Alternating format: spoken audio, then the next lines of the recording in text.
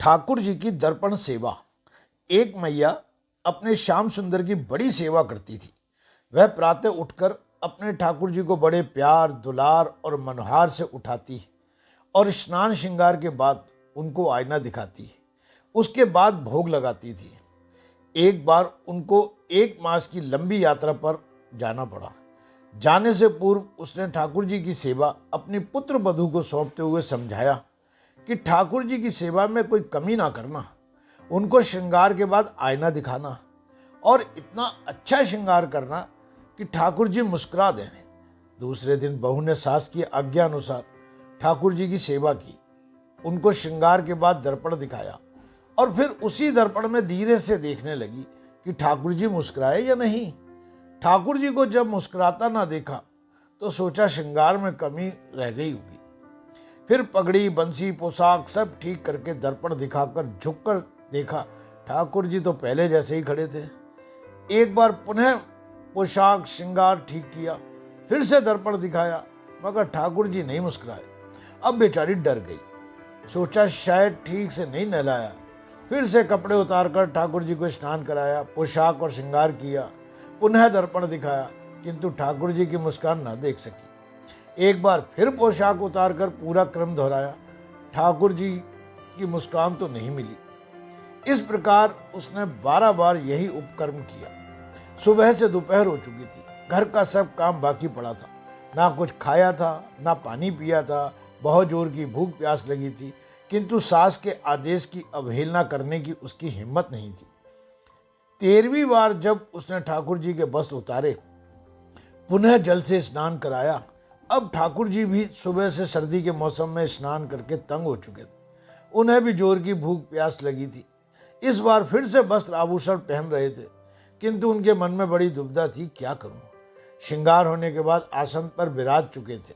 बहू ने दर्पण उठाया। ठाकुर जी ने निश्चय कर लिया था मुस्कुराने का। जैसे ही उसने दर्पण दिखाया, झुककर बगल से देखने की चेष्टा की। इस बार श्याम सुंदर मुस्कुरा रहे थे। उसकी बहुन मोहिनी हंसी देखकर बहू विस्मित हो गई, सारी दुनिया को भूल गई। थोड़ी देर में होश आने के बाद उसको लगा शायद मेरा भ्रम हो, ठाकुर जी तो हंसे नहीं। उसने पुनः दर्पण दिखाया। ठाकुर जी ने सोचा, प्यारे, अगर भोजन पाना है तो हंसना पड़ेगा। वे मध्यम मध्यम हंसने लगे। ऐसी हंसी उसने पहले नहीं देखी थी। वह मंद हास उसके हृदय में बस गया था। उस छवि को देखने का उसका बार बार मन हुआ। एक बार फिर उसने दर्पण दिखाया और ठाकुर जी को मुस्कुराना पड़ा। अब तो मारे खुशी के वह फूली ना समाई। बड़े प्रेम से उनको भोग लगाया और आरती की। दिन की शेष सेवाएं भी की और फिर रात्रि को शयन कराया। अगले दिन पुनः उसने पहली बार ही जैसे ही ठाकुर जी को स्नान कराकर वस्त्र आभूषणों को पहनाकर सुंदर श्रृंगार करके आसन पर विराजमान किया और दर्पण दिखाया। ठाकुर जी ने भी कल की घटनाओं को और भूख को याद किया। ठंडे जल से 13 बार का स्नान याद करके ठाकुर जी ने मुस्कुराने में ही अपनी भलाई समझी। उसने 3 बार ठाकुर जी को दर्पण दिखाया और उनकी मनमोहक हंसी का दर्शन किया। आगे की सेवा भी क्रमानुसार पूरी की। अब तो ठाकुर जी रोज ही यही करने लगे, दर्पण देखते ही मुस्कुरा देते हैं। बहू ने सोचा शायद ठीक से श्रृंगार करना आ गया है, अब इस सेवा में निपुण हो गई है। 1 मास बाद जब मैया यात्रा से वापस आई, आते ही उसने बहू से सेवा के बारे में पूछताछ की। बहू बोली, मैया, मुझे एक दिन तो सेवा मुश्किल लगी, किंतु अब मैं निपुण हो गई हूँ। अगले दिन मैया ने स्वयं अपने हाथों से सारी सेवा की, श्रृंगार कराया। अब दर्पण के लिए हाथ उठाया, तभी ठाकुर जी स्वयं प्रकट हो गए।